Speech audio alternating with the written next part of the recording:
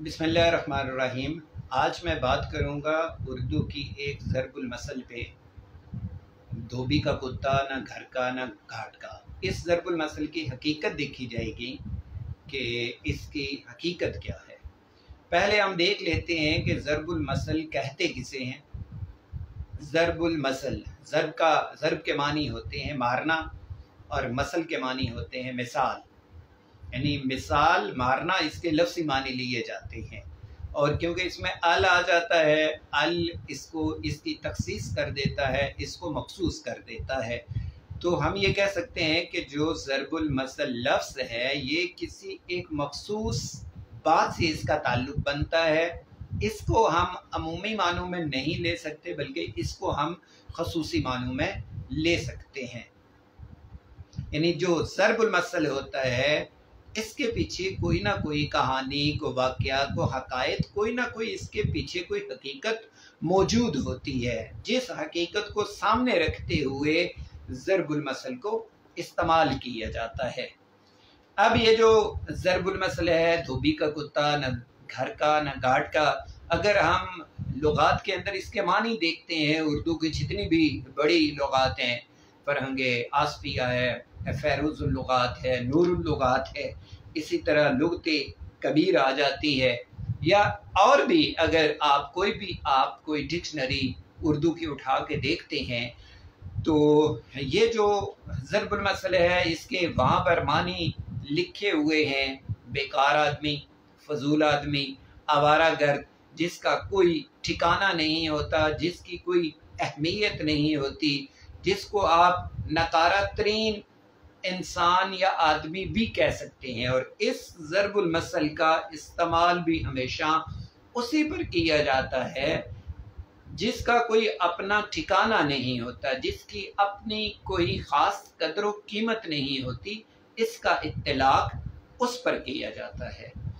अब अगर इस ज़रबुल मसल के जो लफ्ज़ी मानी देखे जाएं, हालांकि असूली तौर पर ज़रबुल मसल के लफ्ज़ी मानी नहीं देखे जाते, लफ्ज़ी मानी कोई और होते हैं, ना ही हम किसी एक ज़रबुल मसल के जो अल्फाज हैं हम उनकी तरकीब ना भी करके तो उनको अलग से हम इस्तेमाल नहीं कर सकते।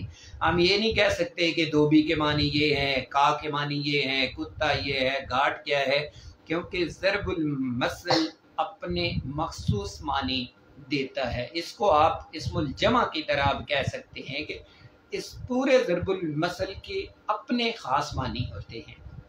अब पिछले दिनों एक बहस चल निकली ज़रबुल मसल के अंदर जो लफ्ज़ कुत्ता आ जाता है इस पर, इसके बारे में उस बहस में ये कहा गया सोशल मीडिया पे और प्रिंट मीडिया पे और इलेक्ट्रॉनिक मीडिया पर भी ये बात गई कि इसके अंदर जो लफ्ज़ कुत्ता है ये असल में लफ्ज़ कुत्ता बतौरे डॉग नहीं है, सग नहीं है, बल्कि ये जो लफ्ज़ कुत्ता है ये उर्दू के एक और लफ्ज़ कुत्का से ये बना है। जो कुत्का है, कुत्का की ये एक बिगड़ी हुई शक्ल है और कुत्का किसी लकड़ी के छोटे से पीस के लिए या टुकड़े या डंडे के लिए लफ्ज़ इस्तेमाल होता है।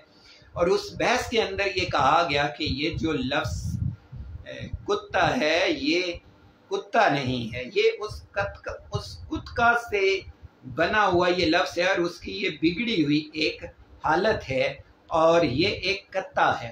यानी ये जो लफ्ज़ है ये कत्ता है, उस कुत्का से ये लफ्ज़ कत्ता बन गया है, जिसका मतलब होता है लकड़ी का एक टुकड़ा।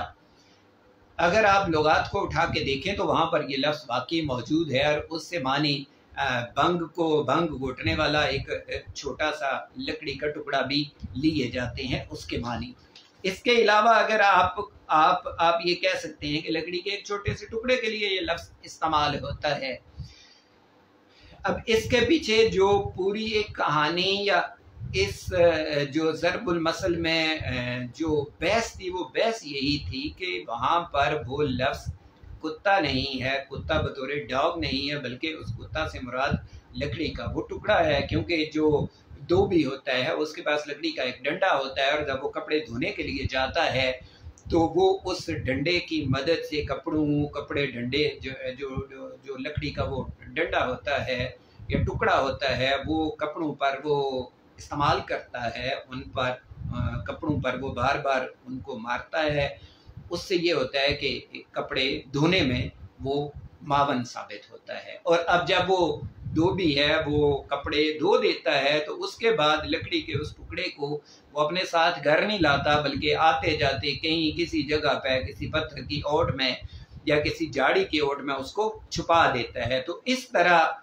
धोबी का कुत्ता न घर का न घाट का, कि वो जो लकड़ी का टुकड़ा होता है अब ना वो धोबी के साथ घर आता है और ना ही वो उसको घाट पर छोड़ कर आता है। ये एक पूरी एक कहानी सी एक तख्लीक की गई और इस पर धड़ाधड़ बहस भी होती रही और ये साबित करने की कोशिश की गई कि यहाँ पर कुत्ता से मुराद डॉग नहीं हम लेंगे, बल्कि वो लकड़ी का वो टुकड़ा लेंगे। अब हम बात करते हैं इस ज़रबुल मसल की हकीकत पर। शुरू में मैंने ज़रबुल मसल के मानी आपको बताए कि ज़रबुल मसल का इस्तेमाल किसी वाक़े के साथ मंसूब होता है, किसी हक़ाइक़ के साथ मंसूब होता है। अब ये जो अगर इसके मानी हम लकड़ी का एक टुकड़ा ले लेते हैं यहाँ पर, तो उस अगर हम कुत्ता से मुराद लकड़ी का वो टुकड़ा ले लेते हैं तो यहाँ पर तो ना हमें कोई हकायत नज़र आती है, ना हमें कोई मिसाल नज़र आती है, ना हमें इस पर कोई हकायत नज़र आती है, ना इसके पीछे हमें कोई कहानी नज़र आती है, अगर हम इसके मानी ये लेते हैं।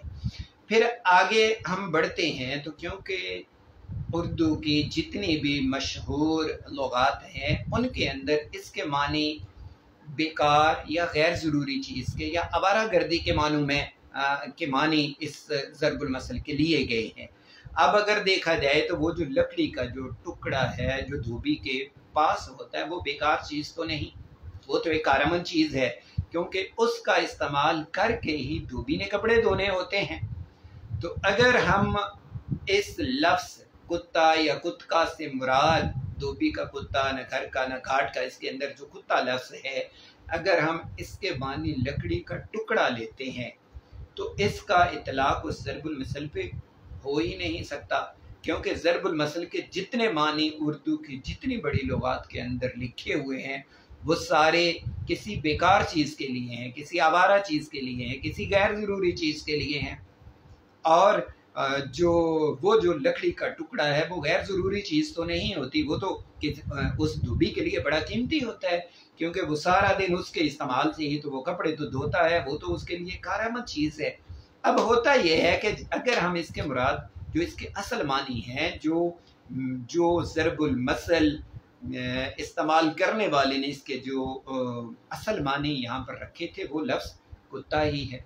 इसके पीछे कहानी भी है जो मैं आखिर पे आपको सुना दूंगा, क्योंकि जो धोबी है वो अपने घर से निकलता है। ज़रा अगर आप गाँव की ज़िंदगी को देखें तो गाँव के अंदर कुछ लोगों के पास पालतू कुत्ते होते हैं, लोगों ने अपने घरों में पाल रखे होते हैं।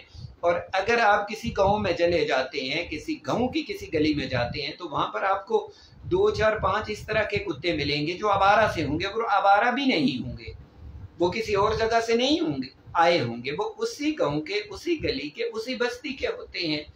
अब वो जो कुत्ते होते हैं उस गांव या बस्ती के हर फर्द से उनकी एक अटैचमेंट होती है। कोई भी फर्द कहीं भी निकलता है तो वो कुत्ते उनके साथ चल पड़ते हैं। अब यहाँ पर वो जो लफ्ज़ है धोबी का कुत्ता, न घर का न घाट का, इसके पीछे एक पूरी एक कहानी है कि एक धोबी एक गाँव में रहता था और वो सुबह उठता और लोगों से कपड़े लेता और धोबी घाट चला जाता, और उसी गांव में एक कुत्ता था जो उसके साथ जिसकी अटैचमेंट हो गई थी। अब होता क्या था कि धोबी का वो कुत्ता है वो चल पड़ता धोबी के साथ ही, और सारा दिन धोबी घाट पे कपड़े धोता रहता और कुत्ता उधर ही कहीं घूमता फिरता रहता, बैठा रहता, और शाम को वो वापस आ जाता और धोबी तो अपने घर चला जाता। और वो जो कुत्ता है उसका तो वो क्योंकि पालतू कुत्ता नहीं था, धोबी का अपना असल कुत्ता नहीं था, वो उसके घर का कुत्ता नहीं था। अब क्या था कि वो कुत्ता कहीं और चला जाता जहां पर उसको रहने के लिए, लेटने के लिए जगह मिलती, वो वहां पर जाके लेट जाता। यानी इस लिहाज से धोबी का कुत्ता ना घर का ना घाट का, कि वो घाट भी उसका नहीं था। धोबी का देख ले, धोबी का जो घर है वो कुत्ते का घर नहीं था, धोबी का जो घाट था वो भी कुत्ते का घाट नहीं था। एक तो इसके पीछे ये एक कहानी रखी जाती है।